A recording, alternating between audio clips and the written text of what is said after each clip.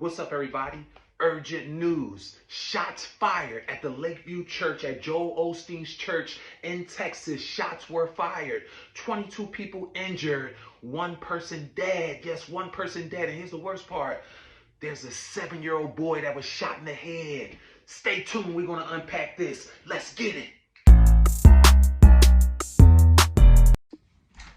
Now, according to authorities, they say 36-year-old Janice Yvonne Marino walked into the famed Lakewood Church just 6 miles from the downtown Houston Sunday afternoon and started shooting, wounding one man before turning her AR-15 towards officers, according to a search warrant. She was shot and killed by law enforcement acting in self-defense, the warrant says. Here's the hard part. Her 7-year-old son, 7-year-old, whom she brought with her, was shot in the head and taken to a hospital. Houston police said it is unclear who wounded the child, and CNN has asked police for more information.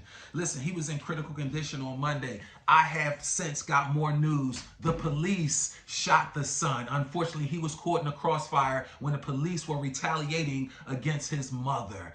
Isn't this terrible? In fact, you don't want to hear it from me. Listen to the police officials in Texas. Here's the official report from the police. Who and why? This woman walked in here, according to authorities, and opened fire, plain and simple, and could have hurt a lot of people. Unfortunately, there was one child who is critically injured. As you mentioned, that woman is dead. One other person also hit with this gunfire. It sent many of the congregants that were here inside Lakewood, and you know there are hundreds, if not thousands, who are typically here. Many of them sent running as a result of this gunfire. This is actual footage we saw this evening. Crime scene analysts, Houston police, DPS officials, all still inside this mega church this evening. They were obviously still working this scene, trying to process it, but no word from them late this evening on really sort of any updated information. We know that woman opened fire quickly, and she walked through this entrance here, apparently hiding a long gun under a coat. Many people actually have seen on social media by now the postings of hearing that gunfire as they were starting a Spanish service here. This was just after 2 o'clock this afternoon. Houston's police chief describing the attack as one that had potential for more devastation. Woman walking to this sanctuary with a little boy. This child was 5 years of age, we are told. 2 licensed peace officers working as church security, one with Houston police, the other an ATF agent. They returned fire. She entered the building. She was armed with a long rifle and a trench coat with a backpack, accompanied by a small child, approximately 4 to 5 years old. Once she entered, at some point she began to fire. Both officers, the officer and agent, engaged, striking the female. She's deceased here on the scene. Unfortunately, the 5-year-old kid was hit and is in critical condition. We're going to pray for that little 5-year-old boy and pray for the lady that was deceased. 2 questions most people are asking and talking about. Was this shooting preventable, and was Miss Marino affiliated with the Lakewood Church? Well, right here it says March 2020 social media post shows a screenshot of a form letter from Lakewood Church thanking Marino for her donation. It's about that paper. She was affiliated with this Lakewood Church. She was giving offering, which means she's probably a member. Now, was this heinous crime, was this heinous shooting preventable? See, here's the thing. We can fix things after the point, but preventative measures is what's the best case scenario, right? Proactive people, they get what they want, but reactive people get what's left over. It sounds like to me that the Lakewood Church was a little reactive in this situation, and as a result, people died. A young child is wounded. Hopefully he'll survive, and 22 other people are also wounded. Hopefully they will survive as well. Let's be proactive, people. Was this preventable? All right. According to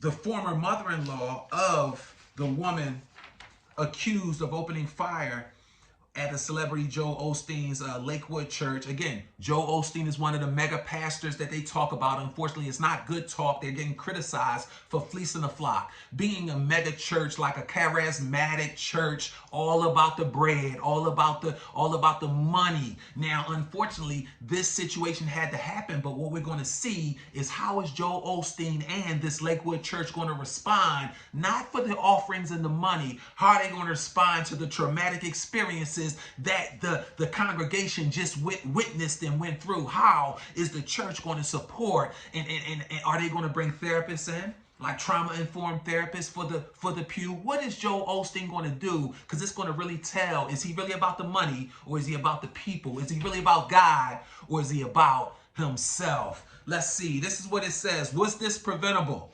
Well, the former mother-in-law of the woman accused of opening fire at celebrity pastor Joel Osteen's Lakewood Church told ABC News she thinks the shooting was predictable and preventable. There you have it. She thinks that it was predictable and preventable. Listen at this. Don't take my word. Listen at her words directly from her own mouth.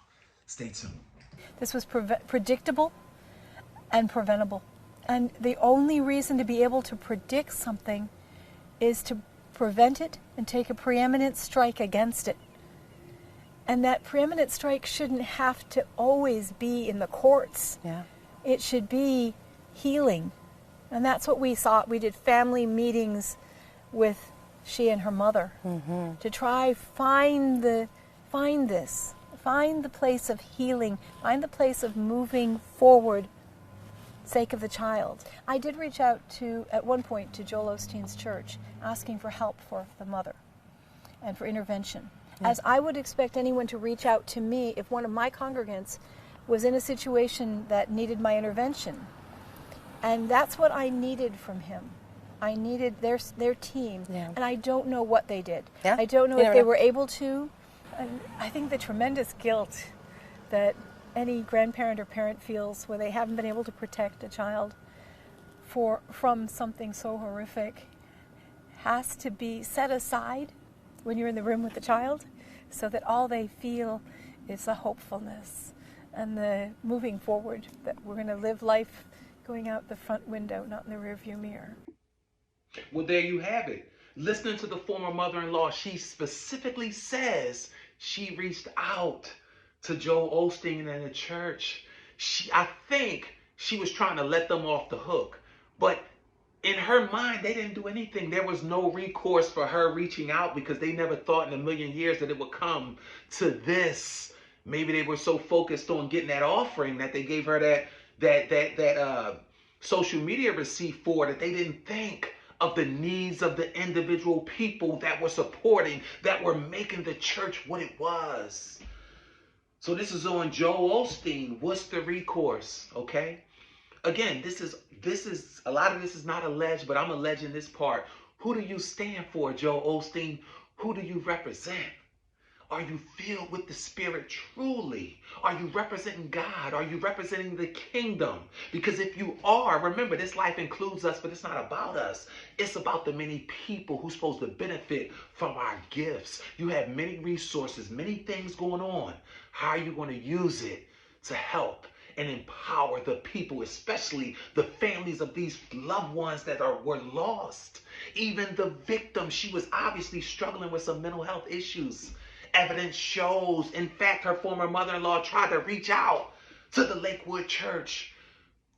What did you do? This could have been prevented. We'll be watching. We'll be watching Joel Osteen, and hopefully you'll do the right thing by the people who made you and built you up to become the mega church that you lead, that you represent. All right. Now, again, if you agree with this video or disagree, please leave a comment. In fact, let me know that you left a comment, and also please subscribe. Let me know that you subscribed, and I will answer your comments. So leave in the message, leave in the comment section, I subscribe, and then also leave a comment, and I will respond to your comments. Have an amazing day, and trust God.